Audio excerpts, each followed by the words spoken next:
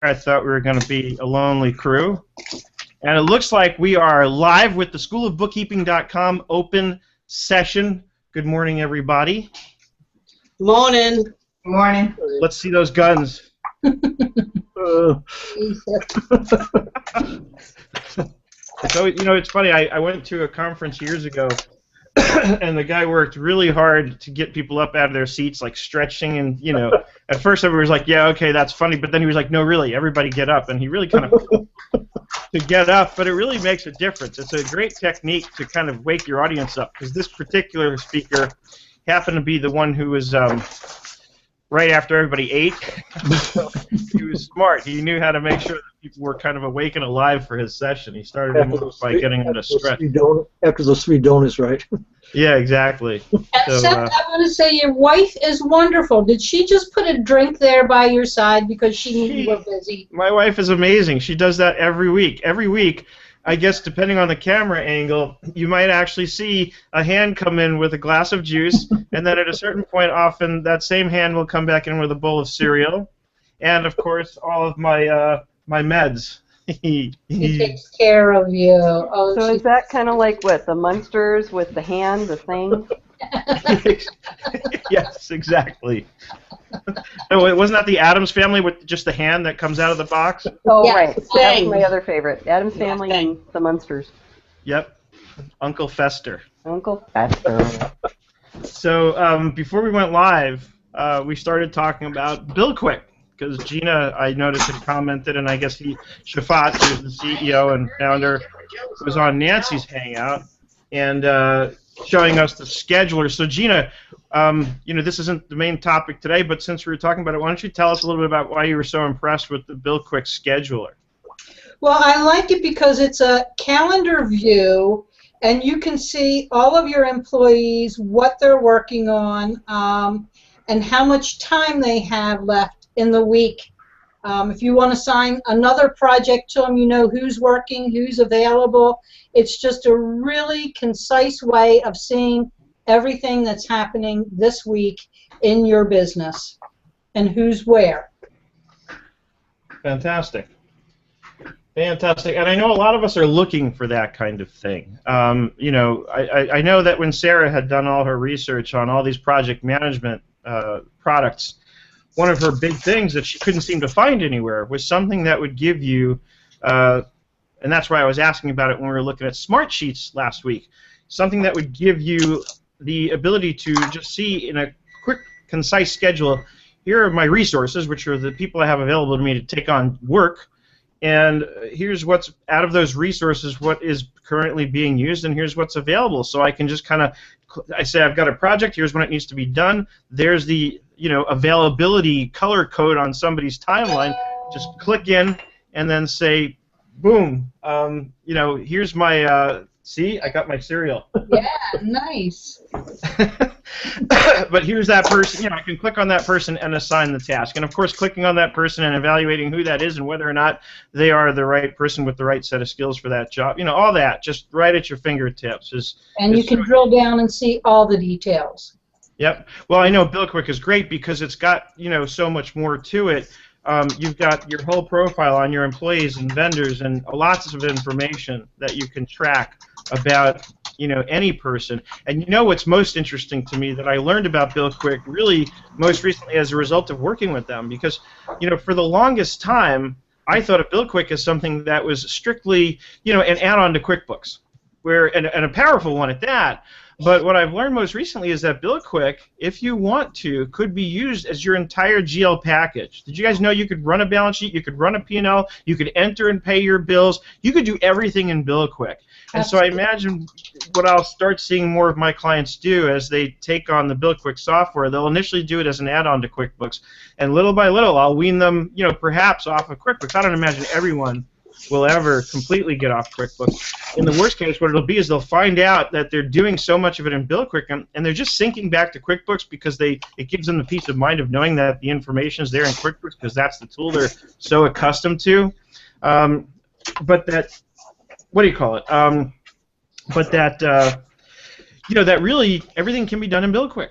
All of it. You know, QuickBooks probably has some more powerful reporting infrastructure still. BillQuick's reporting, but the way they're going, who knows? It might just be 2015 version that builds out the reporting area even more. So. Well, I understand the job costing reports on BillQuick are stellar. Yeah, the job costing reports, yes. Okay. Okay, so you're talking the accounting report. I'm just talking more generally, like being able to go in and customize reports, like I love to do in QuickBooks. Got it.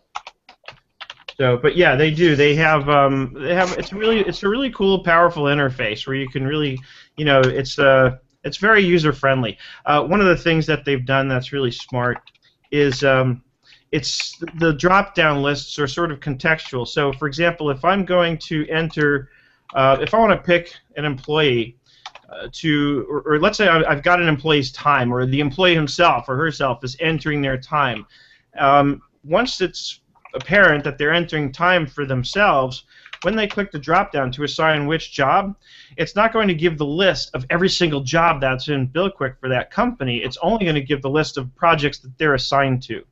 Nice. And so it's smart. It makes it much easier to do the data entry and much faster because now they have that much less of a list. All the things that are on that list are very familiar to them because those are their projects. And so it's very, what it does is, and this is where I think people get, hung up for just a minute, excuse me, is that they, because they've built it with such smart infrastructure, it means you have more moving parts, right? It means somebody has to go in and make sure that that employee is assigned to the projects that they're assigned to.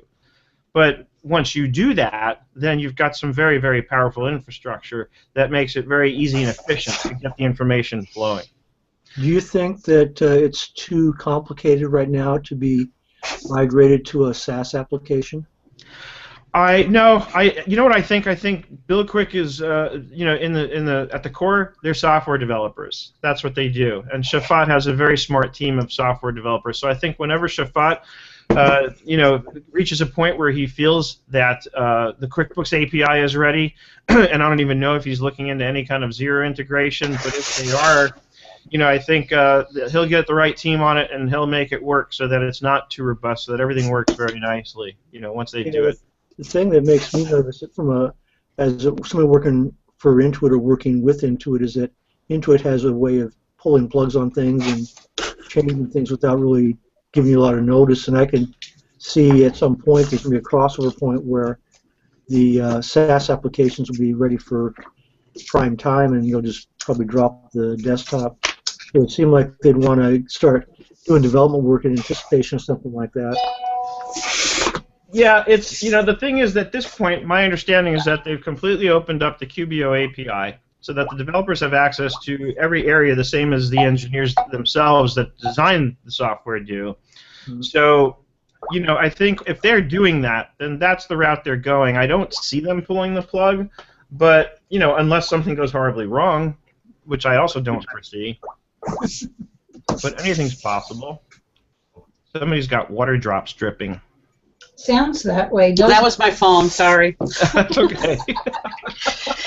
I just wanted to throw out there that this week I converted my whole office to T-sheets. And we love it. Oh my God. It That's is great. it is like a whole new world. We have saved so much time, and I can actually online now see what all my staff's working on, and when they punched in and where they are, GPS location, and it's kind of funny. Now that part's a little creepy. Yeah, I like it though. I like to know whether if my staff's punching in when they shouldn't be, if they're still at their house, or if they're at a client's or whatever. So. Yeah, no, that's great. I remember that was something that you wanted a while back, to know where your employees were. Yep. Rhonda's on mute. This is set up to goofing off, wouldn't it? I mean, if your employer knows that you're still... Sorry, I'm here. What was the question? At one point, you were having problems and wanted to know where your employees were going. You had an employee that was disappearing for a little while? Oh, yeah. Yeah, he's no longer with us. That's a good solution. Yeah. When you start sleeping on my job sites, you're gone. Was he sleeping on your job sites during normal hours or off hours? Normal. Maybe he was just testing out the bedroom that you were building in the home. That's just wrong. On a day, it goes to So he permanently disappeared. Yeah. Needless to say, yeah, he's gone. He knows he.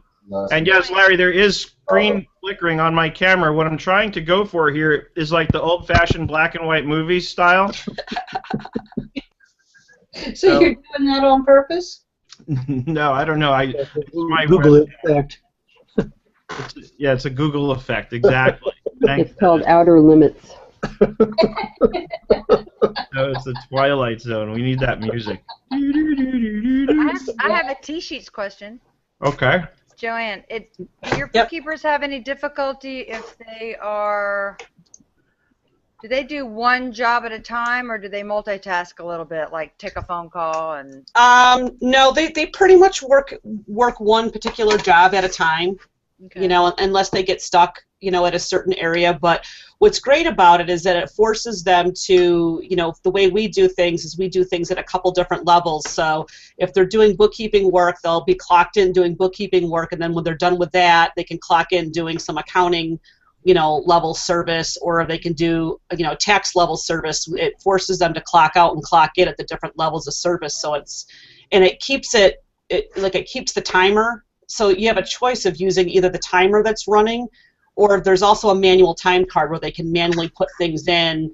You know, like for example, we started everything on Tuesday, so we had to all go in and enter in our Monday time on the manual part of the timesheet. Right. So, but it's really neat because I've set up inside of my QuickBooks different service items for even our administrative tasks, so we can see how much time we're spending doing, you know, administrative stuff, whether we're doing scanning or filing or that kind of thing. Mm-hmm. You know, my son takes the garbage out and does shredding and all that kind of fun stuff. Yeah, so mine have talking to Sarah. Yeah. You want to hear a funny story? Mm-hmm. So a while back, I had brought on a new bookkeeper. I used to always do this with any new bookkeeper. A lot of them never know it, didn't even know it to this day.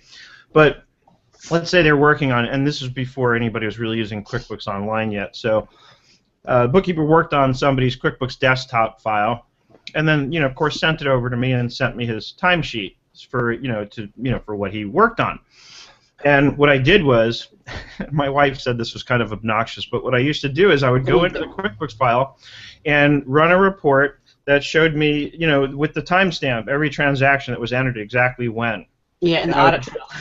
I would dump that into Excel, and I would just write a formula that calculated the difference in time from one transaction to the next, so I would look for the longer gaps. And then I would kind of compare that with his timesheet. And at one point, with this one particular bookkeeper, I noticed some substantial gaps in time, you know, that he was still billing me for. That if it's 5 minutes, I don't care, because obviously you could be thinking about something, you could be doing something, but when there's like a 30-minute gap in time from one transaction to the other, and you're billing me for all that, I start getting suspicious. Like, what was he doing? So I called him on it, and he got me good, because he's like, actually, those were times when I was on the phone with you.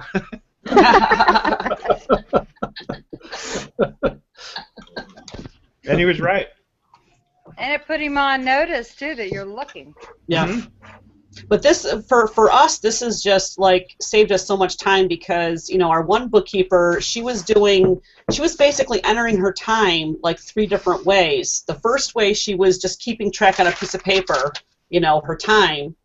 And then at the end of the week, she would put it into Excel, and then she would put it into QuickBooks. I'm like, this is crazy. You're spending like an hour and a half doing your timesheet, and now she just clocks in and clocks out. So I've just like made money just by switching to T-sheets. She doesn't have to do that anymore.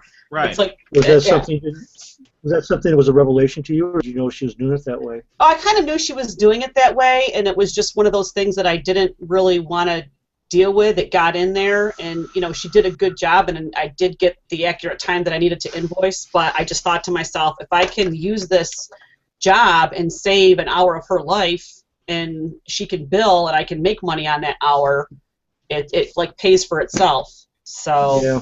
Yep, it sure does. No, it's great stuff. And T-Sheets is amazing. It's an amazing app. You know, it's when you just need to keep track of time. yeah. So. Anyway, let's go into our topic. Anybody else? Any more questions, comments, feedback? Bill Quick, T-sheets? No, I just wanted to say Wendy Casera is now doing a Blog Talk radio show. She did her first one. I was trying to get her to come on today and talk about it, what her experience was. Is that the one Bruce's Tax Hangout?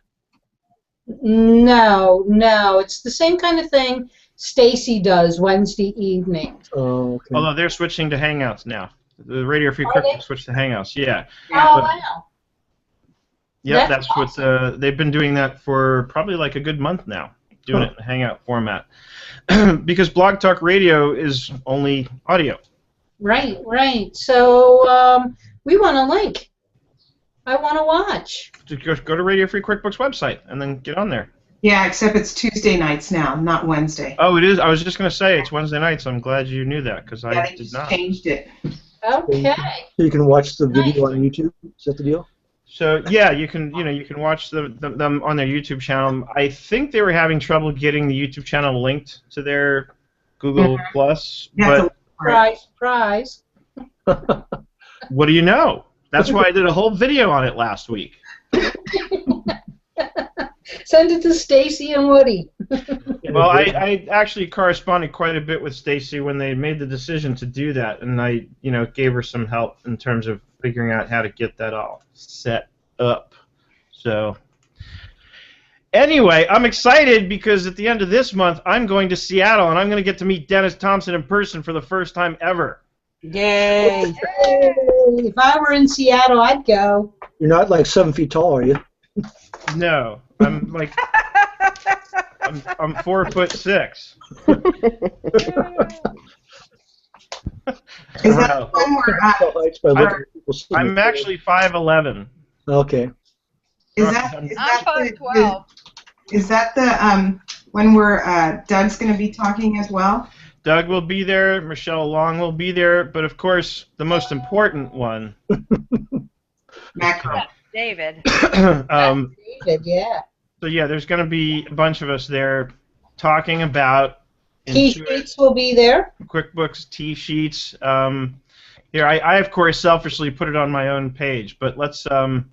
Where is the whole lineup? And of course I'm clicking on the actual Hangout window instead of the actual web page. So let's go to the agenda. Our group's been around for about 5 or 6 years. Quick And source. by the way, notice she did this website with Google Sites, which is kind of cool. Google Sites is very easy to use. Oh, cool. Always been. So here's the agenda. Shelley Robbins will be doing the intro at 9:45, shortly after the registration. 10 o'clock, structured networking. I'm sort of curious what that means. I wonder if they're going to like position us in the format of a pyramid. And anyway, Doug gives his keynote at 10:15. Then how to grow your firm with Bill Pay Services, Bill.com. Then lunch, solve the time tracking problem with T-sheets with Arrow Practice Manager. Stay on top of your day and your firm. So that's a new one to me that I haven't really heard of much before. It's new. Shelley came on to my Hangout last week at the very last part of the Hangout and was talking about it. I'd be interested to know more about it.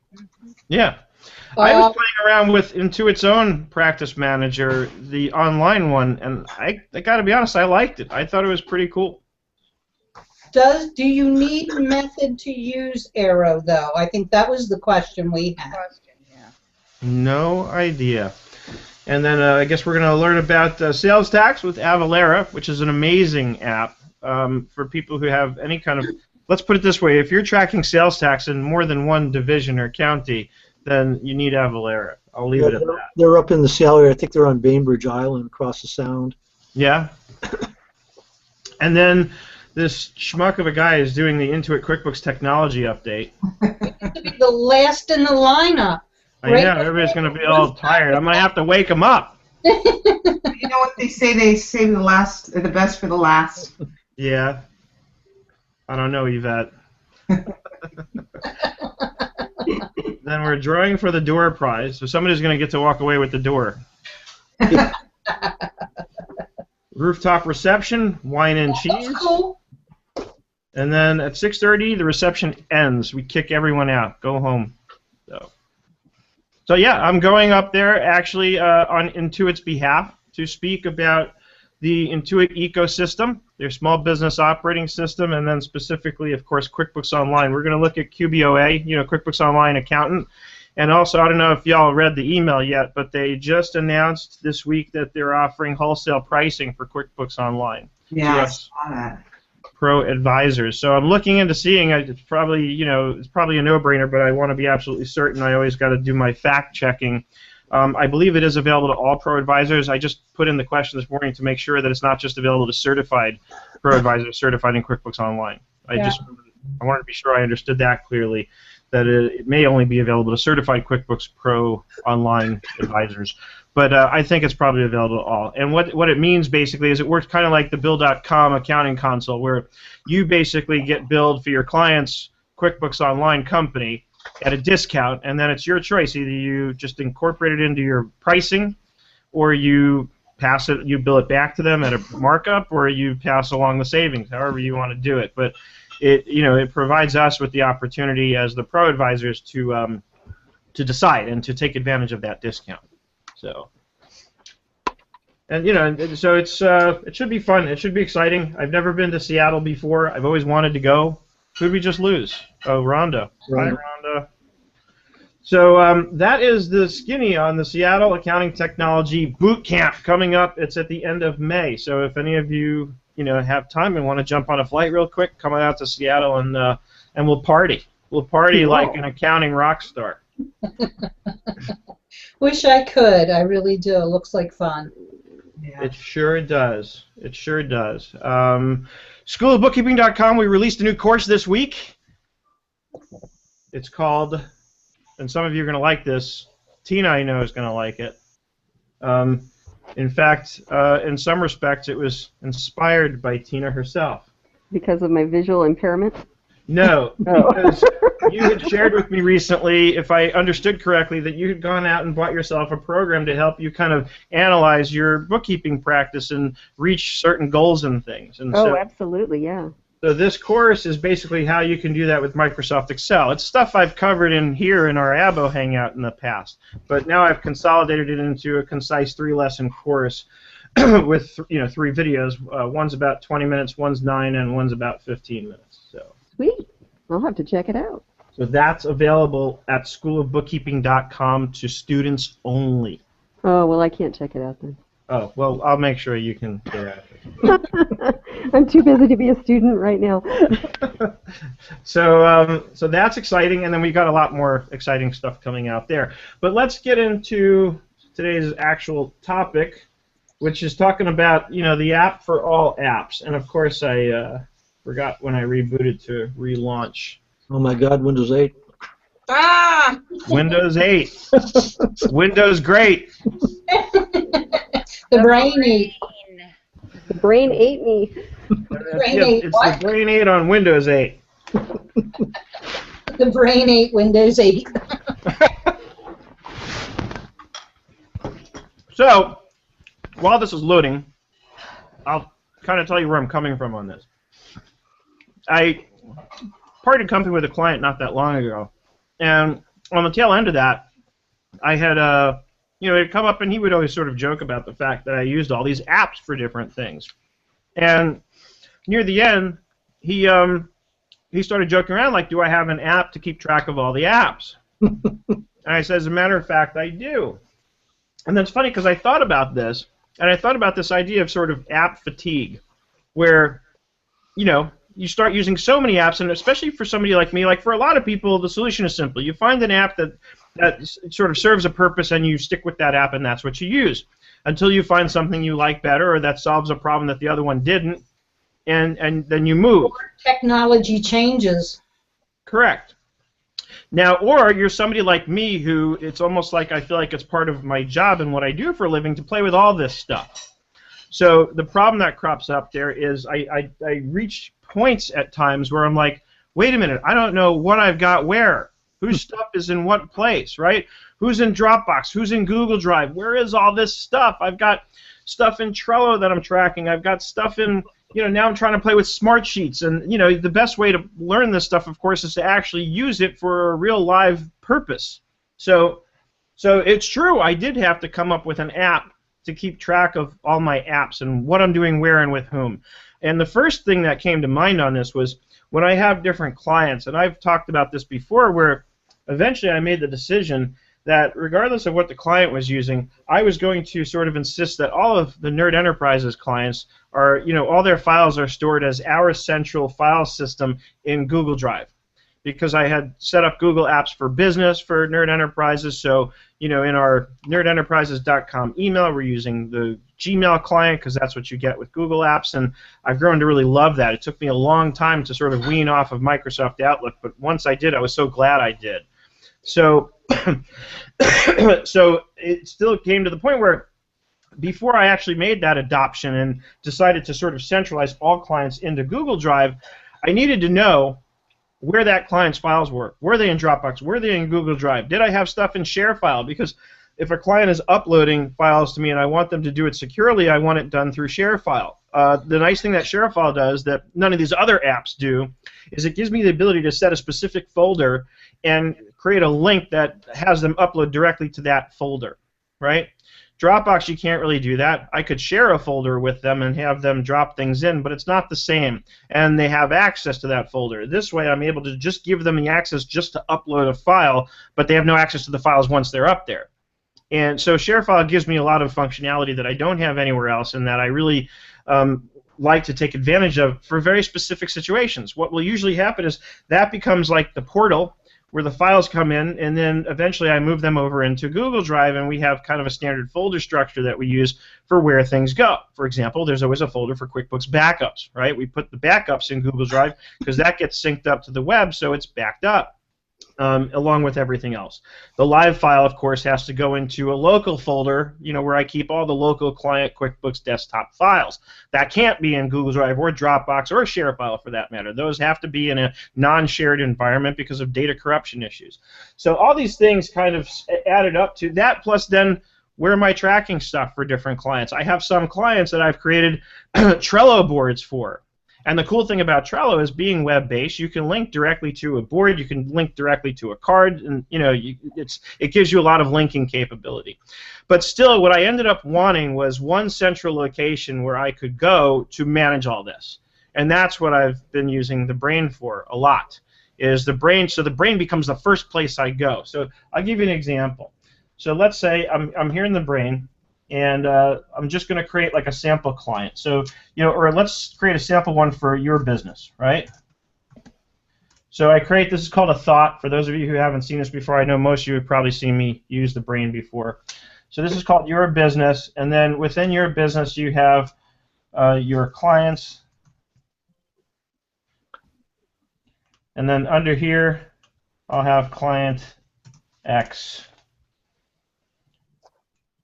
Over here, now right here at the level of client X, I'm going to bring up a folder on my other screen for a minute. I'm going to create like a sample, Google Drive folder that I might use. And I'm going to show you what I do with this.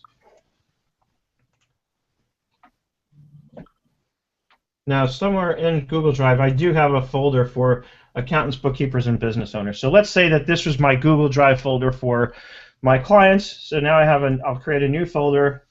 Clients, inside of that, client X. So this is client X's folder in Google Drive. And if you click in here, of course, you can grab the whole file path, and I'm going to copy this onto my clipboard.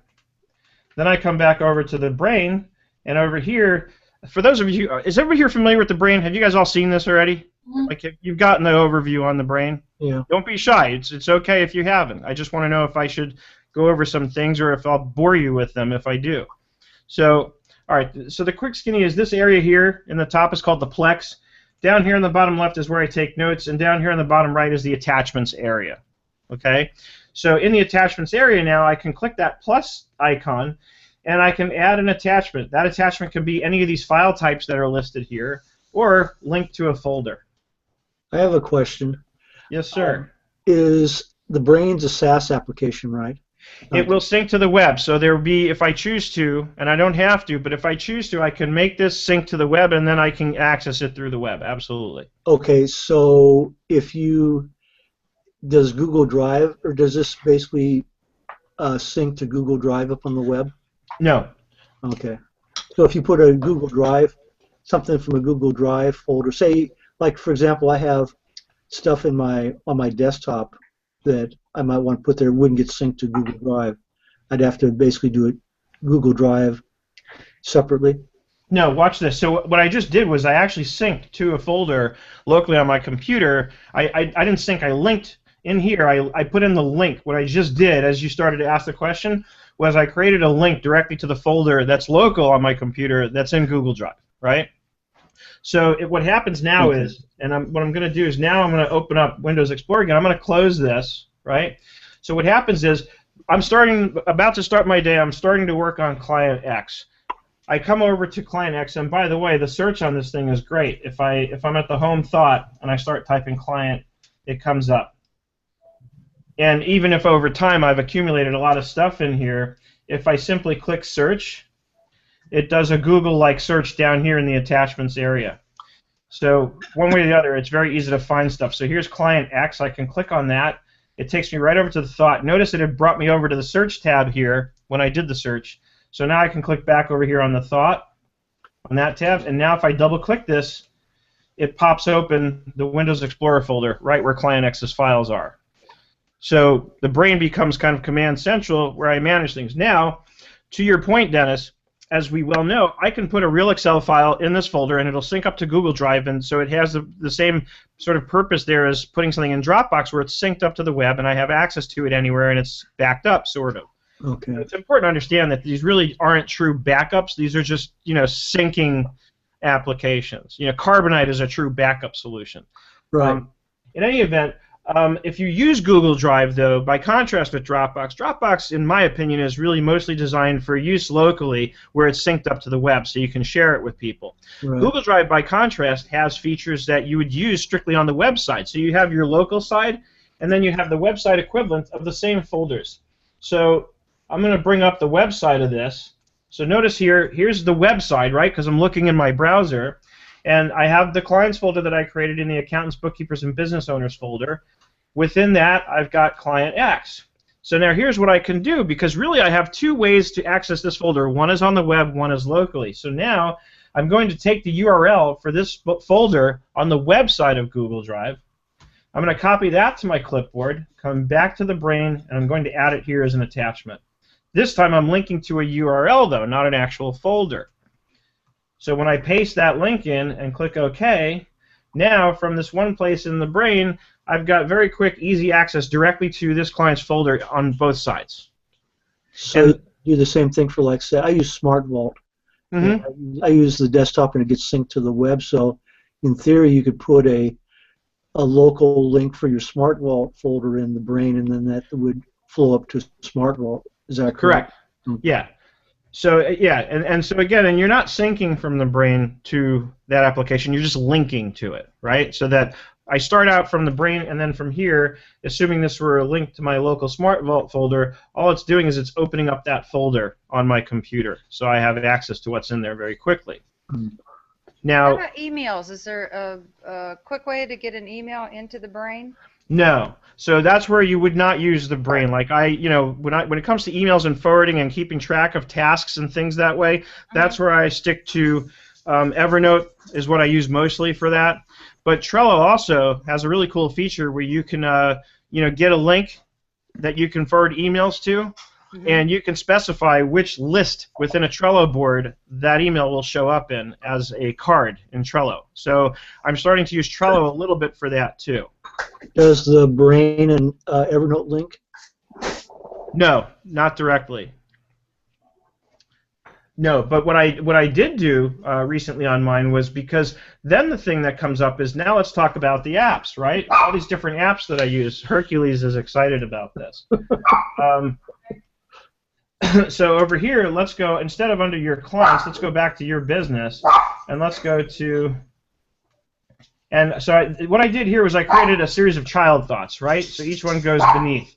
let's say off to the, well, let's go one more child. Your applications, right? So let's come over here, and let's say what I want to do is I want, again, a quick place to go. I don't like to clutter up my desktop, right? If you notice, I keep my desktop very clean. I'm going to minimize all my windows. I really have relatively very few icons here, right? And actually, some of these need to go. They're just some. I'll use my desktop to drop things on it for a minute in a lot of cases, and you know, and then they come right off. Even the shortcuts, I actually put in this folder called shortcuts. The only thing you can't move is the Adobe Reader one. That will actually cause Adobe to crash. It has to be on the desktop. Firefox. These are all ones that I've recently installed and hadn't sort of cleaned this up yet. So I really like to keep my desktop clean, but then it brings up the question, okay, where do I go to quickly access all the apps that I like to use? Because I open up my computer in the morning, first things I want to do is I want to open up Evernote, the brain, right? Usually my web browser. So the web browsers I've got, of course, pinned to my taskbar here, but I also don't like to clutter up my taskbar. I like having space. So, and I'm big on that. It's like it makes me nervous if things are too cluttered. So what I just started doing actually yesterday, Dennis, is, you know, speaking of something like Evernote, let me go in for a minute, and I'll show you what I was doing for a while, and this is really starting to change now, is I had this folder for all my shortcuts to all my apps, right? Let's take Evernote, for example. So here's the Evernote shortcut, which will launch the Evernote application right through this folder, but now I want to set that up in the brain. So from this shortcut, I'm just going to go to the properties, okay, and then here's the target, right, which is the file path that leads to what it's going to open up. So I'm going to copy that information here. Cancel, back to the brain. Under my applications, I'm going to choose Evernote, or I'm going to create Evernote, rather. And then in here, I'll add an attachment, and this time I'm going to link to a file, right? And I'm going to paste that in, but you got to be careful because in the shortcut setup, it's got the file path in quotes, so we got to get rid of the quotes. So I just, you know, home key, delete, and then go to the end and delete the closing quotes. I click open, and now I've created a shortcut to Evernote on the brain, so that if I want to launch Evernote now, what I can do is every day, and assuming I had, bless you, assuming I had all my applications set up here, I can come over here to applications and I can go to Evernote and launch it. And I can, you know, this depends from here, how you set this up, of course, depends on you. What I can do is I can actually create within applications all the shortcuts to all the apps. So in one place I can just double click, same as I was effectively doing in that folder. Or I might want to keep them separate, because what I could also do, and one of the things I like about doing this in the brain is that it's sort of well protected from everything else. It's very difficult to access this. You know, the only way somebody could get access to this is being at my computer or having my brain password and accessing it on the web. So if I wanted on this notes section, I could put my Evernote login information, you know, for when I want to access it on the web. So that's kind of a nice thing that you can do here. Well, one thing you can do, I guess, if you want to, like, for example, McAfee has a vault, like it's encrypted. That's where I put my tax files, tax return files, because it's encrypted locally. I mean, you could put it in there. Mm-hmm. But then you have to open up the vault before you, in the morning, so that you could access it. Otherwise, it'll just say file not found. Right. Right. So, and again, you can get creative. In fact, some of the cool things that you can do with this is, well, Evernote, notice when I added the shortcut, it brought in the Evernote icon as the Thought Zone icon, right? But check this out. Let's say that going over here, I want to create a section, and this is called a jump thought, right? So this is something I was actually creating to help myself keep track of what I was doing for that course we launched for schoolofbookkeeping.com on planning your practice for bookkeepers, right? So that's called a jump thought when it goes off to the side. So over here, let's say under apps for apps practice, I come over here, create another jump thought, and I want personal, right? And let's say that I want to keep track of my reading list, right? And it's just one of those things where you can make this real visual. So I can come over here, and there's a little plus sign here next to. Notice when I've got this thought selected down here, it kind of gives me the information just above the attachments area. So it shows me the name of the thought is reading list. If I change it here, it'll update up there. And next to that is this plus sign where I can actually, it's got a huge library of icons. So I can choose something that looks like a book or a set of books and then close. And so now it's got that cool little icon. It just makes it very nice and visual, right? It makes it very pleasant to work with. You get to sort of create your experience as you go. And then let's say part of this reading list included websites online, things that you wanted to read online, articles, right? So let's go over and let's go to Too Legit to Audit. And let's say you wanted to kind of bookmark something to read later. I don't like to use my browser's own bookmarks for read later type stuff because I'm going to get 1,000 bookmarks in my browser, right? Mm-hmm. So when it comes to like bookmarking things I want to read later on the web, this is how I like to do it. So over here, what I can do, and I'm just going to make the window small so you can see what I'm doing, is, so let's say yesterday we released this post that I wrote called Do I Need to Be a Certified Bookkeeper, right? So I can drag the favicon from the URL right down here, right into the brain. And it looks like it's thinking. What's the name? Did you see that pop up? Huh? Oh, yes. So this is, do I need to be a certified? So this is a little long way. You know what? I'm going to be lazy about this. And I'm just going to take the URL, and I'm going to add it as an attachment, link to URL, and paste it in. So there. Now, let's say I have so many different blogs that I like to read that I want to bookmark things by blog. So what I can do is I can create a side thought or a child thought, however I want to organize it, and I can say, like, maybe for blogs, I would do another jump thought, right? Blogs, and then watch this. I can do several at once. So then I can put TLTA for Too Legit to Audit. So I can create two at once by separating them by a semicolon. And now what I can do, this is easy. I can click and drag this URL right over to the TLTA thought, and it'll just move it. So now it's moved it. Now watch this. Now what I can do is I can add a tag to it and say, let's call this read later. So now I've just tagged it. Notice it puts the tag name right next to the thought. So now if I go home and I remember specifically that I wanted to read that post I'd bookmarked from Too Legit to Audit, I can certainly browse there or search for it, or right from even the home thought or anywhere in the brain, I can click tags and click read later, and it'll bring up the tag in the form of a thought with anything that's been tagged read later. So again, it's got tags, which of course, like any program that uses tags, it gives you the ability to, sort of more deeply cross-reference and cross-index things based on a common topic, right? It also has thought types, which is yet another way. So I can have different types of thoughts, and so it's just another classification that you can associate with thoughts to better help organize all of the content that you're keeping here. So, because at the end of the day, what you can wind up with is a really cool, but at the same time very robust index of all kinds of information that you want to keep track of in here. Another good thing to note is that when I'm in the Thought tab, each thought has its own Windows folder that's associated with it, so I can actually put files in here. And I can do that by simply dragging a file over here, or I can click this icon here in the attachments area, and it pops open a folder.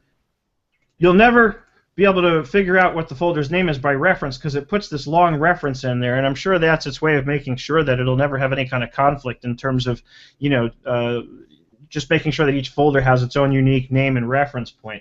But you won't need to, because you're not going to ever want to try and browse using Windows Explorer to your files that are in the brain. You're going to use the search, or you're going to use the tags, or if I know, for example, that there's something I do frequently, I can actually pin that. So if I know that, for example, this is something that's a work in progress. Let's say it's a project, it's ongoing, I'm working on it, right? And this is what I was doing when I was actually developing this course over the course of last week and weekend. What I did was I right-clicked this, and I said Create Pin. And notice I've got the Excel files in here that were used in the course and created in the course, and I've got the image files that were ultimately used when I posted it on the web as I created the image. So this is great for me because I can really create the whole sort of portfolio around the content that I produce on the web and keep it in one place where it's easy to find. You know, it's very searchable. And so what I'll do is, you know, now that this is up, you know, I'll also go back probably in the next day or two and add in the URL that goes directly to where I can find this on the web. Right? So to me, it's a great way to keep track of all the information in one place so that anything having to do with this, and for that matter, anytime somebody calls me up and says, hey, Seth, I'm looking for that course you did on planning your practice and setting your goals for bookkeepers, I can come in here and say, all right, well, let me just type bookkeepers for that matter, and boom, it finds it. And I can click to it right from the search, and it finds this one, and then, of course, right underneath that is the content for the actual course. So this way I can link to them, and what I might do on something like this is add another tag and say schoolofbookkeeping.com. So as soon as I pull it up, that clues me in, and I tell the person, oh, by the way, this is only for students, right? That's my kind of clue. Anybody any questions? I do. Go for it. If I do, you know, if I have files on my server, and I do links to files on my server, what if I'm in my server and I move a file? Will the brain know that I've moved it? It won't know that you've moved it. I believe what it will do is it'll say, hey, I can't find this in the original location. Would you like to browse to the new location? So it'll give you, when you go to open it, it'll let you know that it can't find it and give you an opportunity to reconfigure the link by browsing to the new location. The idea is to be organized first before you start linking up all these different products. Correct. Yeah. If I change my mind later, or like sometimes I'll, for an ex-client, I'll move their entire folder off to another drive or another subfolder, and it would lose all my links. Right? Yeah, you'd break the links by moving them, but it's once you, I think it's pretty smart. I'm trying to remember. Because I of course I get confused between my apps. I want to say though that when you reconfigure one, it's smart enough to kind of figure out that everything underneath that kind of falls down in line. I think it will be that smart. What I do, of course, is under clients or off to the side, I have inactive clients. Right.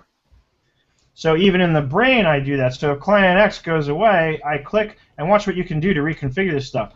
I notice there's nodes around this.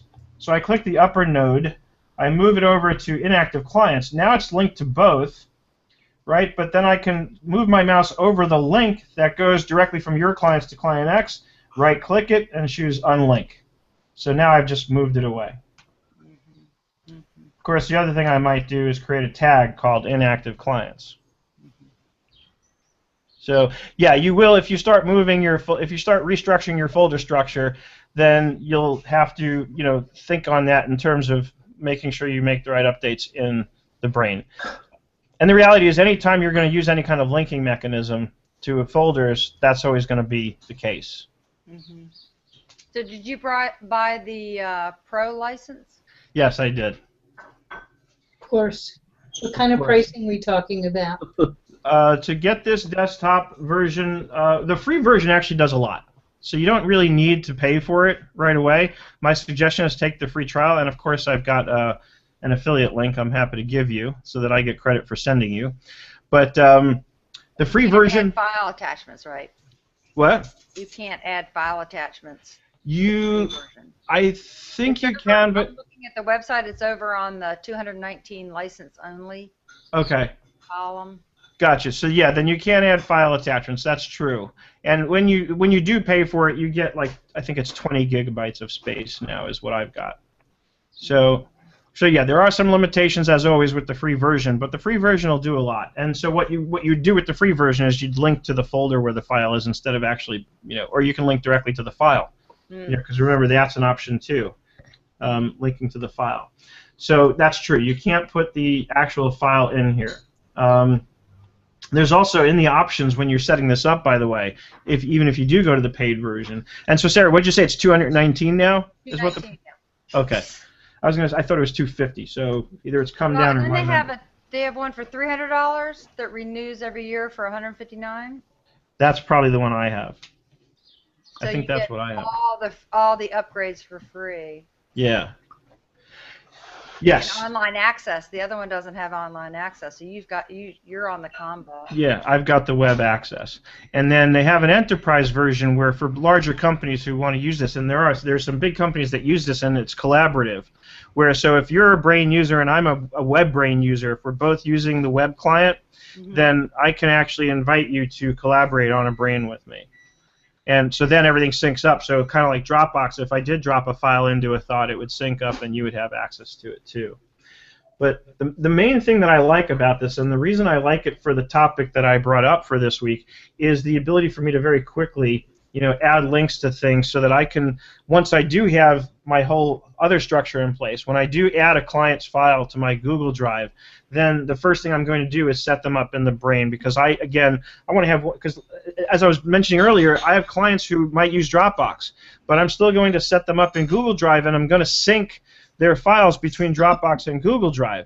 Then in the Brain, I'm going to have links to both, right? So this way I know if for some reason I need to get right into their Dropbox, I can, but usually I'm not going to. Usually I'm going to go right into Google Drive, work in there, and then I'll sync my files up to the other. This way it keeps me sane, sort of, by saying to all the people that I work with internally, we're using Google Drive, and that's where you're going to be able to find all the clients' files and folders.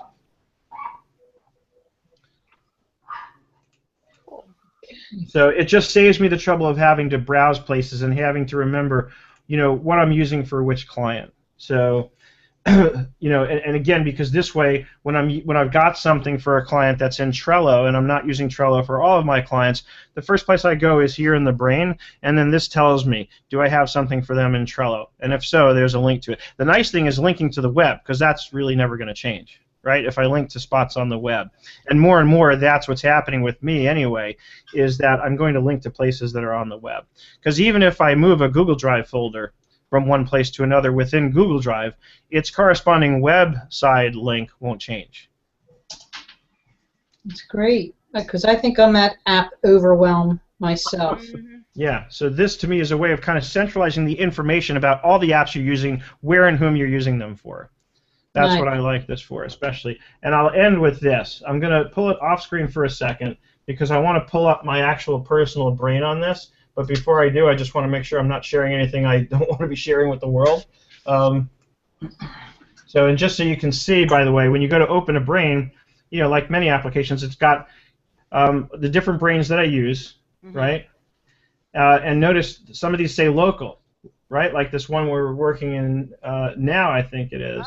Oh, local and online. Oh, okay. Yeah, so that's how I choose. I can choose which ones are accessible online and which ones not. And even once I choose to have them accessible online, the default setting is that they're still completely private. I have to go into the website and actually choose in the settings to make it public, or I can do unlisted, kind of like Google Drive does, where I can say only people who I give the link to, can access it.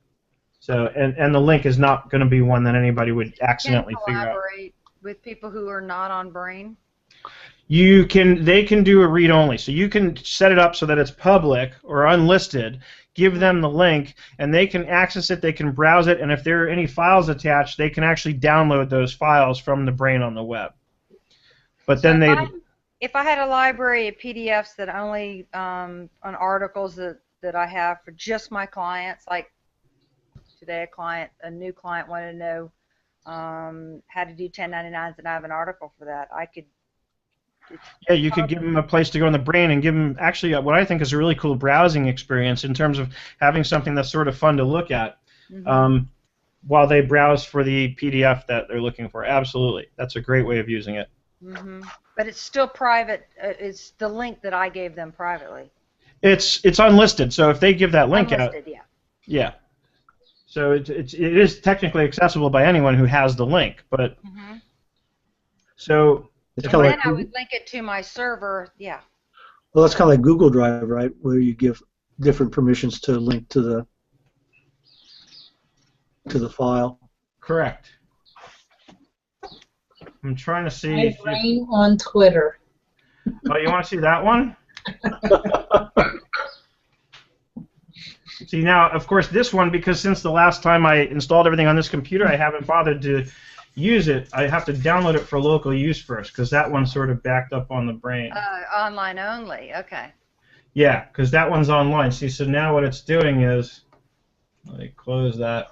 Did you put them online so that if you're out of your office, you can access things? Or? Yeah, and it's actually, it works pretty well on the mobile, as long as you don't have too many thoughts as an immediate sub-thought. It doesn't get too crowded. Of course, if you're, so it works better on like a bigger tablet as opposed to on a little phone. But yeah, so that way it's backed up, right? So I don't have to worry about losing it. And when you go to Seattle, you have access to everything. exactly. Although when I have my laptop with me anyway. So yeah, and I can set up custom backgrounds on these, and that same custom background will render on the web. And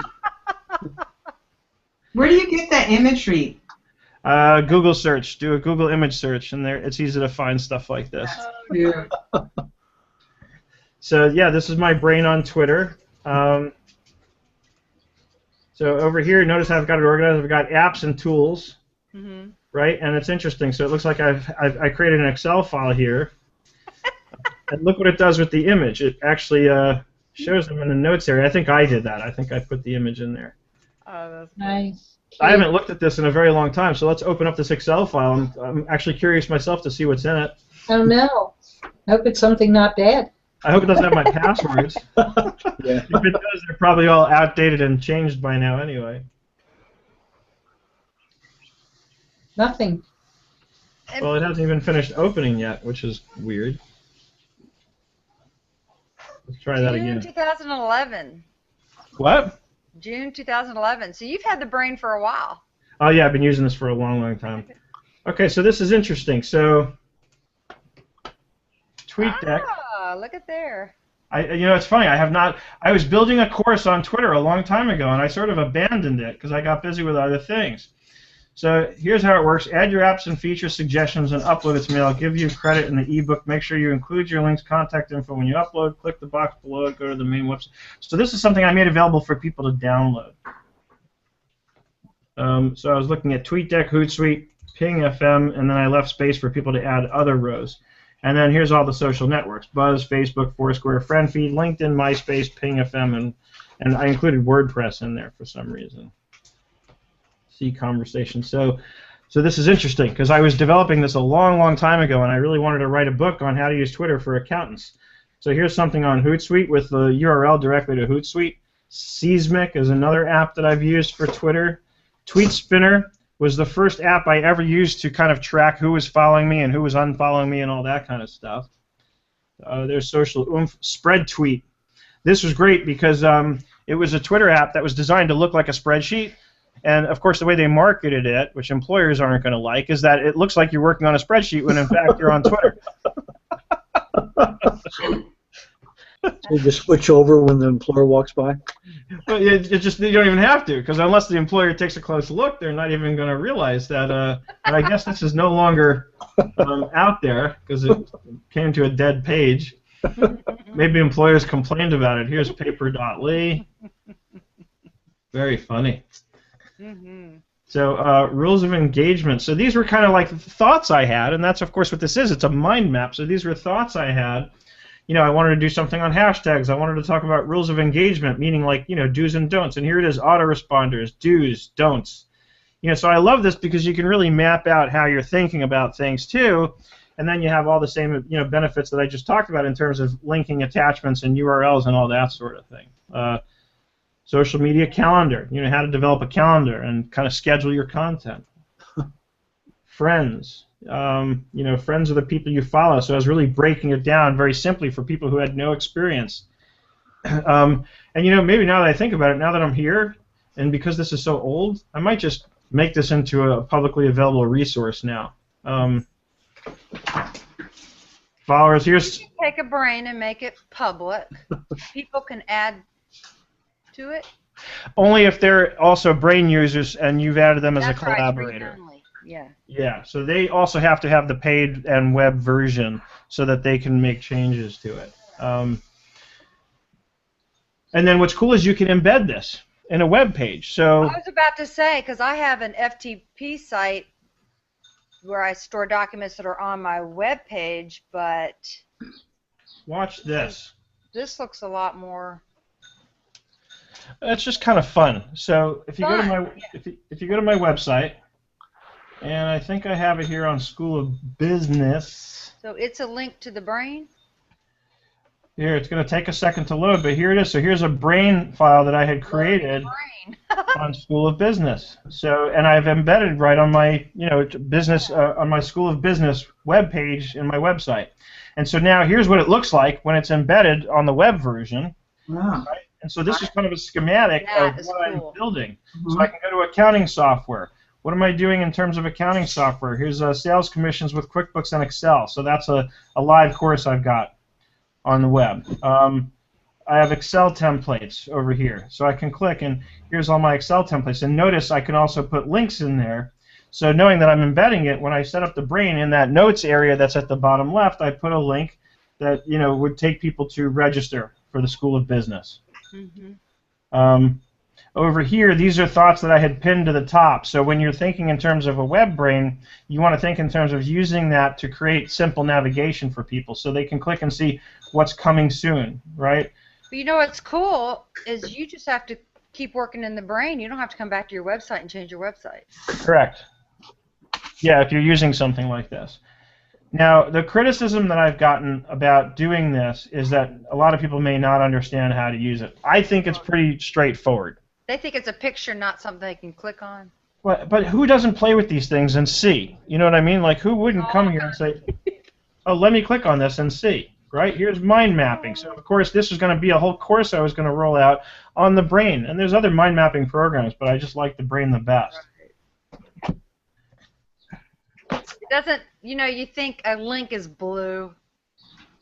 You would probably automatically click on something blue, but something like that. In text, yeah. Opposed to red. In text, yeah. But in other things, I think we've gotten used to the idea that a lot of things are clickable that don't look like the standard hyperlink. Right. Here's an ebook I did called Social Media from Action Plan to Strategy. And what you can also do, and this may not be so obvious, notice there are these little arrows here. So if I click the down pointing one, it actually expands it and makes it longer. And I can click the up pointing one to expand, to shrink down the what's called the plex area. If it'll respond to me, and it's not. Well, we're not seeing arrows. You don't see the two little arrows at the bottom here? No. On that white bar? Oh, I got it now. Just underneath where it says social media, yeah. Okay. And I can click and drag this. Got it. And so what I do is I actually put notes here just in case somebody didn't figure it out on their own. I wrote, click the link above just below the visual to navigate to the course. And because here's an actual link that would take you to where you can actually download this ebook. I think I made it free at this point. It was written so long ago. It used to be $7. So if I have a link to a folder on my server, but I'm up in online, it's not going to work, right? It's not going to work, yeah. Nope. I'd have to be on my desktop. Yeah. So it's like that with any document management. Is your School of Business separate from your School of Bookkeeping? Is that right? The School of Business was going to be what the School of Bookkeeping is now evolving into, and eventually we'll probably roll it back up to the bigger picture School of Business. But when, the story is that when I first sat down with Eric and talked to him about what I was working on, what I was doing, and I showed him a schematic similar to this that actually just included absolutely everything I had in mind that I wanted to create in terms of online video schools, and he gave me great advice. He said to me, hey, Seth, let's focus on one thing first, and let's do it really well. And I agreed with him. So I said, okay, and that was really when we decided to relaunch schoolofbookkeeping.com as its own, new beast, so to speak. And then, once we get this to the level where it's, where it's reached the goal that we've set, then we'll do the next one. We'll do a school of social media. We'll do, the whole, we'll do my whole mind map. Will eventually get built until Google or somebody comes along and says, we'll give you $400 million for it. Never know.